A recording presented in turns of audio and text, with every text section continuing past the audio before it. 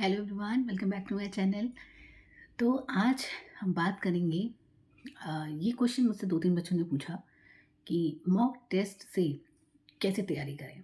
मतलब अब देखिए 4-5 दिन ही बचे हैं, तो आप ऐसा कुछ नया तो कर नहीं सकते हैं। तो उनका क्वेश्चन भी जेन्युइन है और ये ज़ाहिर-सी बात है कि मन में आता है कि सिर्फ़ क्या मॉक टेस्ट देने से सिलेक्शन हो जाएगा? तो देखिए सिर्फ़ मॉक टेस्ट से तो सिलेक्शन नहीं होता है, लेकिन मॉक टेस्ट से तैयारी होती है। ये बात तो सच है। ये मुझसे एक बच्चे ने पूछा भी था कि क्या उससे तैयारी होती है? तो हाँ, होती है। लेकिन उसका एक तरीका होता है, ठीक है? आप कैसे उसको फ़ॉलो करें कि मॉक टेस्ट से आपकी तैयारी हो, ठीक है? उस पे आज हम बात करेंगे, तो वीडियो को ज़रूर देखिएगा। और लास्ट वीडियो भी मैंने स्ट्रैटेजी की डाली थी, आई होप आप लोगों ने देखी होगी। और सारे सब्जेक्ट्स की वीडियो भी मैंने अपने चैनल पे शेयर की हुई है। अ, सारे सब्जेक्ट्स की लिंक प्रोवाइड करना यहाँ पे पॉसिबल नहीं हो पाता है, एक ही वीडियो की लिंक दे पाते हैं। तो आप चैनल पे जाइएगा, आपको सब कुछ मिल जाएगा, ठीक है? तो शुरू करते हैं वीडियो।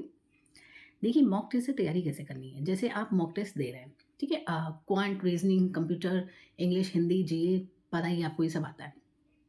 अब आपने मॉक दे दिया, पहली बात कैसे देंगे मॉक? तो मैं पहले भी बताया हुआ है, मैंने अपना तरीका बताया था कि मैं ऐसा नहीं करती हूँ कि पहले मैंने सिटिंग अरेंजमेंट और पज़ल्स कर लिए, फिर मैं मिसलेनियस करूँगी या फिर पहले डीआई कर ली, फिर मैं सिम्प्लिफिकेशन करूँगी, ऐसा नहीं है। मैं जैसे-जैसे क्वेश्चन आता है, वैसे-वैसे ही करती थी। और ये आपके ऊपर है कि आप किस तरह से करते आ रहे हैं मॉक में, आप उसी तरह से करिएगा, ठीक है? तो आप कर रहे हैं क्वेश्चन, आपने क्वेश्चन किया, आप वो क्वेश्चन पे एक बार आपने सॉल्व किया, हो गया, ठीक है, अच्छी बात है। नहीं हुआ, 2 बार किया, मैक्सिमम 3, इससे ज़्यादा नहीं, टाइम नहीं देना है, नेक्स्ट क्वेश्चन पे जाना है। क्योंकि मैंने पहले भी बताया हुआ है, कई बार ऐसा होता है कि हम उस क्वेश्चन के पीछे पड़े रहते हैं, तो हमें वो लॉजिक नहीं दिमाग में क्लिक होता है। पर जब हम आगे और क्वेश्चंस करने लगते हैं, तो अब बैक ऑफ द माइंड, आपको पता है ना, हमारे बैक ऑफ द माइंड वो चीज़ चल रही होती है। तो वो question back of the mind कहीं न कहीं चल रहा होता है, वो लॉजिक चल रहा होता है। तो जब हम आगे करने लगते हैं, वापस आते हैं, तो वो लॉजिक कई बार क्लिक कर जाता है। तो इसलिए एक क्वेश्चन में टिके नहीं रहना है, नहीं हो रहा तो आगे बढ़ जाना है, वापस आके देखेंगे, होगा तो ठीक है, नहीं होगा तो और क्वेश्चन करेंगे। क्योंकि मैं बार-बार कहती हूँ, जितने भी क्वेश्चन्स हैं वो आपको सेम नंबर देंगे। ऐसा नहीं है कि अगर आपका रॉन्ग नंबर सीरीज़ का एक क्वेश्चन नहीं हो रहा है तो आप उसके चक्कर में डीआई गड़बड़ कर दो। को नंबर तो उतने ही मिल रहे हैं ना, तो कोशिश करो बस, ठीक है? पीछे किसी भी क्वेश्चन के नहीं पड़ना है।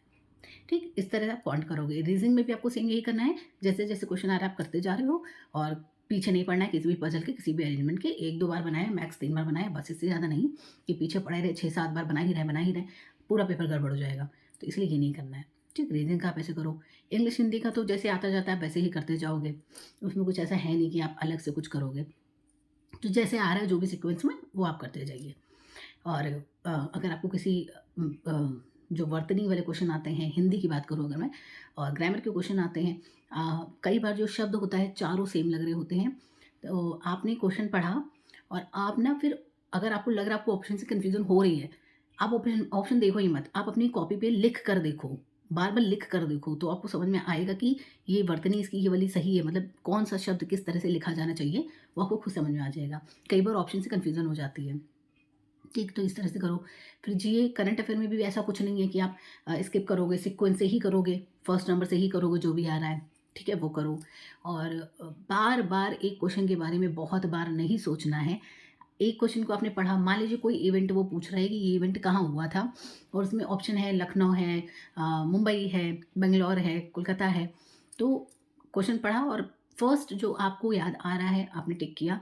अब आप उस क्वेश्चन के बारे में अगर बार-बार सोचोगे ना कि क्या मतलब, फॉर एग्ज़ाम्पल मैं बता रही हूँ कि मान लीजिए कोई भी इवेंट लखनऊ में हुआ था और आपने क्वेश्चन पढ़ा, आपने टिक किया लखनऊ, बट फिर आप सोचने लग गए कि नहीं, मुंबई में तो नहीं हुआ था कहीं, कोलकाता में तो नहीं हुआ था कहीं, फिर वो गड़बड़ हो जाता है। तो इसीलिए बहुत ज़्यादा नहीं सोचना है। आपको अगर आपको याद है तो, नहीं याद है तो फिर बात ही अलग है। लेकिन अगर आपको याद है, आपने पढ़ा था, तो फिर बार-बार उस क्वेश्चन को मत सोचिएगा वरना गड़बड़ कर देंगे। कंप्यूटर में भी सेम है, सीक्वेंस से ही करेंगे, जैसा आ रहा है वो आप लगा देंगे। ठीक? ये हो गया मॉक टेस्ट देने का तरीका। अब मॉक टेस्ट से तैयारी कैसे होगी? मॉक टेस्ट आपने दे दिया, आपके नंबर आ गए, आपके परसेंटाइल आ गए। जो भी आए, डिमोटिवेट नहीं होना है, हमें सॉल्यूशन की तरफ आगे बढ़ना है। ठीक? आपने सॉल्यूशन देखना शुरू किया। अब जो क्वेश्चंस आपके बन गए थे, मैं हमेशा कहती हूँ, जो नहीं बने थे वो तो हर बच्चा देखता है, बट जो बन गए थे वो नहीं देखता है। वो भी देखने हैं आपको, तरीका देखना है, इसी से तैयारी होती है। कि आपने इस तरीके से किया था। आपको 10 सेकंड लगे, 20 सेकंड लगे, पर शायद सॉल्यूशन में उन्होंने जो तरीका दिया उसमें 5-6 सेकंड ही लगते हैं और वो आपको आता है। पर क्योंकि ध्यान नहीं जाता ना उस तरफ, तो नहीं किया। तो इसीलिए आपने जो क्वेश्चन सही किए हैं, वो भी आप देखेंगे, ठीक है? एनालाइज़ करेंगे। वो आप देख रहे हैं, सॉल्व कर रहे हैं, आपको लगता है ये तो बड़ी अच्छी ट्रिक है, नोट कर ली। उसके बाद ऐसे ही क्वांट में सारे क्वेश्चंस में करना है। फिर आप जब रीज़निंग की बारी आती है तो आपको वो पज़ल्स भी बनानी है जो आपकी उस समय सही हुई थी, ठीक है? हो सकता है तरीका अलग हो, अगर सेम ही है तो कोई दिक्कत नहीं है, बट अगर कोई तरीका तरीका अलग है तो आपको बनानी है। और जो नहीं सही हुई थी या आपको नहीं समझ में आई थी उनको तो ज़रूर बनाना है। या जैसे सिटिंग अरेंजमेंट हम पूरा पढ़ते हैं, पज़ल हम पूरी पढ़ते हैं, तो कोई 1-2 लाइन ऐसी होती है जो उस समय पे हमें समझ ही नहीं आ रही होती है। तो आपको क्या करना है कि सॉल्यूशन के समय देखनी है उस लाइन को, ज़रूर देखना है कि हाँ, मान लीजिए ए के सेकंड लेफ्ट में बी बैठा था, ये लाइन आपके पज़ल में या सिटिंग अरेंजमेंट में नहीं बैठ रही थी, तो इस पे आपको ज़रूर ध्यान देना है कि ये मेरी क्यों नहीं बैठ रहा था, ठीक है? ये आपको करना है। फिर कंप्यूटर में तो जो क्वेश्चंस होंगे, जीए में भी जो क्वेश्चंस होंगे वो तो होंगे ही, उसका तो आंसर डायरेक्ट होगा, तो वो आपको याद करने हैं। क्योंकि मॉक टेस्ट जितने आप देते जाओगे आपके पास क्वेश्चंस इकट्ठा होते जा रहे हैं, तो उसको याद करते रहो, ठीक है? और इंग्लिश हिंदी में भी सेम चीज़ है कि अगर आपको वर्तनी, व्याकरण, ग्रामर वाले क्वेश्चन हैं, वो गड़बड़ हो रहे हैं, तो वो देखिए कि क्यों गड़बड़ हो रहे हैं, इसमें ऐसा कौन-सा रूल लग गया था जो मैंने नहीं पढ़ा था, ठीक? तैयारी ऐसे होती है। मॉक टेस्ट से भी तैयारी होती है, लेकिन ऐसे होती है।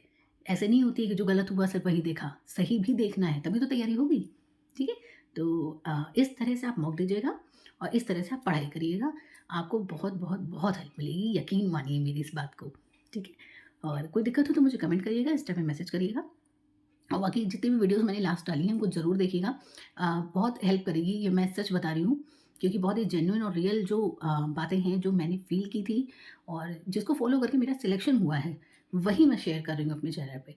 तो उसको ज़रूर देखिएगा, बाकी मेरे चैनल पे बने रहिएगा, सब्सक्राइब करिएगा, वीडियो को लाइक, शेयर ज़रूर करिएगा और बेल आइकन को प्रेस करिएगा ताकि मेरी वीडियो आपको टाइम से मिल सके।